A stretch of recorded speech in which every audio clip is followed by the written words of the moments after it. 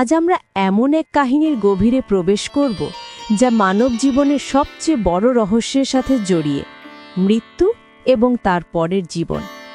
আমরা সবাই জানি আমাদের শরীরটা হলো একটা পোশাক মাত্র, কিন্তু এর ভেতরের আত্মা, সে কোথায় যায়, কি করে, আর কেনই বা আমাদের এই মনুষ্য জনম এত মূল্যবান? চলুন আজ আমরা সনাতন ধর্ম এবং বিশেষত গরুড় পুরাণের আলোকে সেই 3টি চিরন্তন প্রশ্নের উত্তর খুঁজি, যে প্রশ্নগুলো আমাদের জীবনের উদ্দেশ্য বুঝতে সাহায্য করবে। আসলে এই জীবনকে বুঝতে হলে আমাদের প্রথমেই জানতে হবে কেন আমরা মানুষ হয়ে জন্মালাম। শ্রীমদ্ ভাগবত গীতায় শ্রীকৃষ্ণ বলেছেন, আত্মা অবিনশ্বর, সে কেবল পুরনো দেহ ছেড়ে নতুন দেহ ধারণ করে।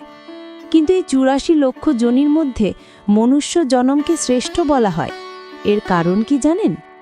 কারণ একমাত্র মানুষই সৎ অসৎ কর্মের বিচার করে মোক্ষ লাভের চেষ্টা করতে পারে।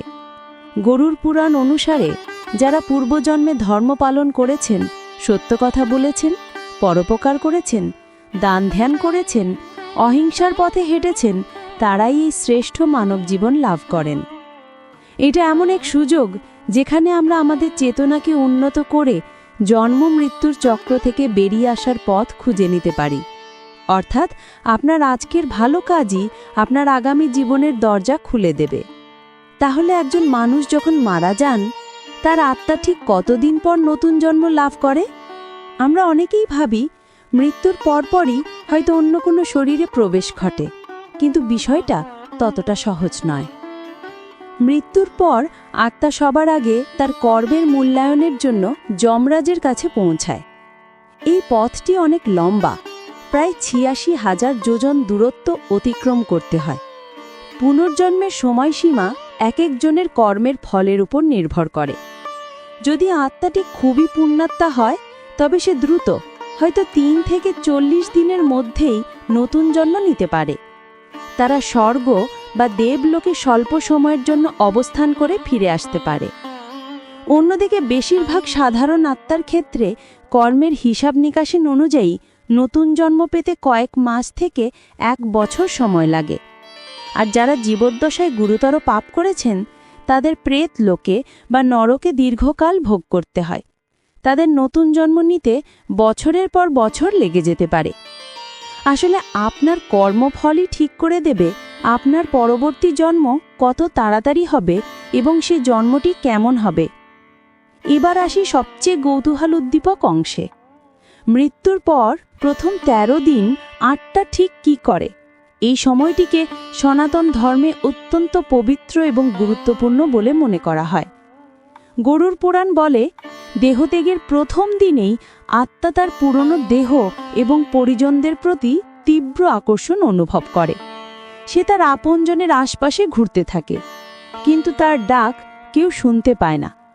এই সময় সে তার মৃতদেহকে দাহ হতে দেখে এবং এই জাগতিক বন্ধন থেকে নিজেকে বিচ্ছিন্ন করতে কষ্ট পায়। প্রথম ৩ দিন আত্মা তার বাড়ির কাছেই থাকে। এরপর সে ধীরে ধীরে যমলোকের পথে যাত্রা শুরু করে। এই যাত্রা অত্যন্ত কঠিন। এই কারণেই পরিবার পরিজনেরা এই সময় শ্রাদ্ধ ও পিণ্ডদানের মাধ্যমে আত্মাকে শক্তি যোগায়, যাতে তার পথ চলা সহজ হয়। ১০ম দিনে পিণ্ডদানের পর আত্মার জন্য একটি নতুন বায়বীয় দেহ তৈরি শুরু হয়, যা হবে প্রেতদেহ। একাদশ দিনে ব্রাহ্মণ ভোজনের মাধ্যমে সেই প্রেতদেহ তৈরি সম্পূর্ণ হয়। এরপর ত্রয়োদশ দিনে, অর্থাৎ ১৩ দিনের মাথায় যখন শেষকৃত্য ও শ্রাদ্ধ সম্পূর্ণ হয়, তখন আত্মা সম্পূর্ণরূপে এই মায়া বন্ধন থেকে মুক্ত হয়। এই সময় পরিবার কর্তৃক যে ধর্মীয় কাজগুলি করা হয়, তা আত্মাকে যমলোকে শান্তির পথে এগিয়ে দেয়। আসলে মৃত্যুর পর ১৩ দিনের এই আচার অনুষ্ঠানগুলি শুধু পরিবারের সান্ত্বনার জন্য নয়, এগুলি হলো আত্মার সেই কঠিন যাত্রা পথে তার পরিবারের পক্ষ থেকে পাঠানো শেষ সম্বল, শেষ কথা। বন্ধুরা, এই জীবন একটি ক্ষণস্থায়ী মেলার মতো। মৃত্যুর পরের এই কাহিনী আমাদের এটাই শেখায় যে আমাদের বর্তমান জীবনের প্রতিটি কর্ম কতখানি গুরুত্বপূর্ণ।